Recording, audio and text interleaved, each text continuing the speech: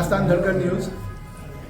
अभी मैं आया हूँ राजस्थान पेंशनर समाज नगर के लवकुश उच्च माध्यमिक विद्यालय में दिनांक 22 दिसंबर को सम्मान समारोह आयोजित हो रहा है, जिसमें पूछते हैं क्या रणनीति पेंशनर समाज का वार्षिक है। इसमें लगभग 300 पेंशनर भाग लेंगे और जिसमें 70 वर्ष से ऊपर 55 पेंशनरों को सम्मानित किए जाएंगे और उसमें कार्यकारिणी, भामाशाह और अन्य पदाधिकारियों का स्वागत किया जाएगा। मुख्य अतिथि श्रीमान बाबूलाल जी खराड़ी, जनजाति विकास मंत्री। कार्यक्रम की अध्यक्षता मन्नालाल जी रावत, सांसद उदयपुर। विशिष्ट अतिथि के रूप में अति विशिष्ट अतिथि के रूप में श्रीमती शांता देवी, विधायक सलूमल, और श्रीमान जिलाधीश जसप्रीत सिंह जी सिंधु, और विशिष्ट अतिथि के रूप में उपखंड अधिकारी जी, पर्वत सिंह जी, कोषाधिकारी जी पार्थ जी शर्मा, और नगर परिषद के सभापति श्री प्रद्युमन जी कोड़िया तथा मुख्य वक्ता के रूप में उदयपुर जिले के जिलाध्यक्ष एवं प्रांतीय उपाध्यक्ष श्री भंवर जी सेठ रहेंगे। श्रीमान जिलाध्यक्ष जी द्वारा विभिन्न समस्याओं का समाधान हेतु विभिन्न पदाधिकारियों द्वारा अवगत कराया जाएगा। हमारे जो 22 तारीख को अधिवेशन होने जा रहा है, हम प्रतिवर्ष रखते हैं जन समाज की जो RGHS की समस्याएं हैं उस संबंध में उनसे वार्ता करेंगे और मंत्री महोदय से भी और कलेक्टर साहब से भी, क्योंकि आज पेंशन समाज का जो हमारे पास में भवन बना हुआ है, इस बारे में मैंने पहले प्रार्थना पत्र श्रीमान जिलाधीश महोदय को भी दिया हुआ है, एक विश्रांति घर के नाम से, क्योंकि राजस्थान पेंशन समाज के नाम से पहले ज़मीन का नहीं था, तो विश्रांति गृह के नाम से हम उनसे दे रहे थे कि पेंशनर विश्रांति गृह के नाम से जो ज़मीन है उसमें आप हमें उनके 2000 स्क्वायर फीट तक का उनको देने का प्रावधान है। उस संदर्भ में मैंने निवेदन किया है और एक जगह हमारे को प्रस्तावित कहीं से भी दिला है, ताकि मेरे बाहर से आने वाले जो भी पेंशनर हैं विश्रांति गृह के हिसाब से वहाँ ठहर सकते हैं, रुक सकते हैं।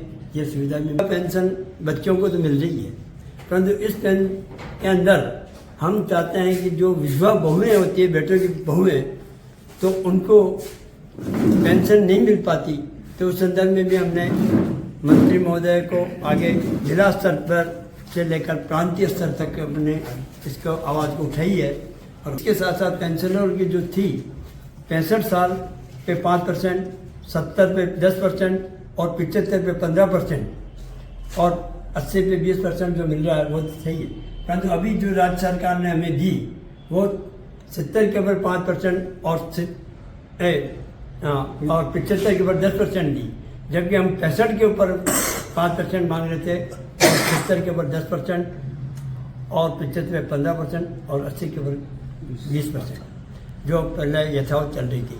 दूसरी थी कि 95 वर्ष होने पर हम ये चाहते थे कि हमारे को 100% मिल जाए। आश्वासन दिया है कि हम इसको आगे बढ़ाएंगे। और वो पेंशनर समाज जिला शाखा सलूमर में कुल कितने पेंशनर रजिस्टर्ड हैं? लगभग 1000। रजिस्ट्रेशन में हम 350 रुपये लेते हैं, 350 रुपये विकास के रूप में लेते हैं। इस तरह से 700 रुपये लेते हैं।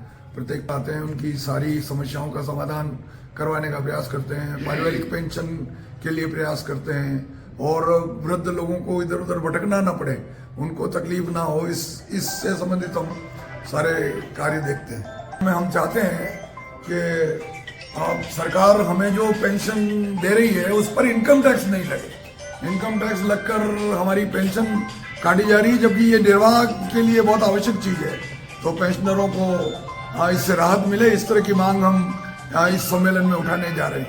हम विभिन्न भामाशाहों, दानदाताओं अथवा वरिष्ठ जनों के सम्मान के साथ ही हम अन्य गतिविधियां भी करते हैं हर वर्ष, जिसमें चिकित्सा शिविर में भी हम भाग लेते हैं। हमने पिछली बार कोरोना में भी क्वाथ बनवा करके जिला चिकित्सालय में सहयोग किया, हमने सेवाएं।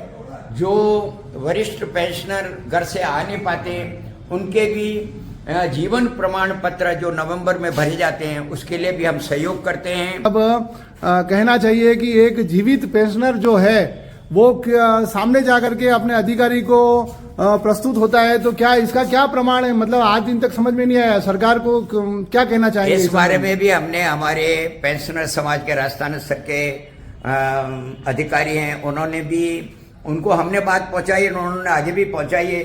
जो वर्तमान में कर्मचारी कार्यरत हैं उसमें किसी भी कर्मचारी की SSO ID से कर्मचारी अपना जीवित प्रमाण पत्र अपलोड करा सकता है। और ये आवश्यक इसलिए है कि कर्मचारी मतलब इस पेंशन में फ्रॉड ना हो जाए। कई लोगों की मृत्यु के पश्चात भी पेंशन भुगतान होती रही है।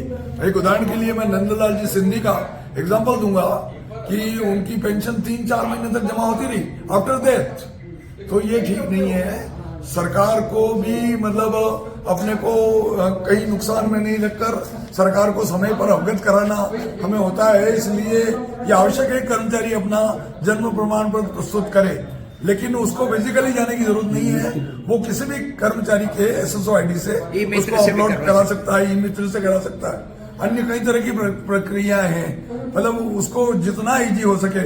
और हमारे यहाँ आकर जो प्रस्तुत करता है उसको हम बिना साइन के ले लेते हैं, हम खुद ही करा। अभी सेवानिवृत्त हुए उनके लिए किया जाता है वो कम्यूटेशन क्या है कि पुरानी ब्याज दर से कटा जा रहा है और उसकी अवधि 14 वर्ष है, जबकि आज की ब्याज दर कम हो चुकी है और वो 10 वर्ष और 8 माह में ही कट के पूरा हो जाना चाहिए। तो यह विसंगति है और इस विसंगति को दूर करने के लिए हमने प्रयास जारी है।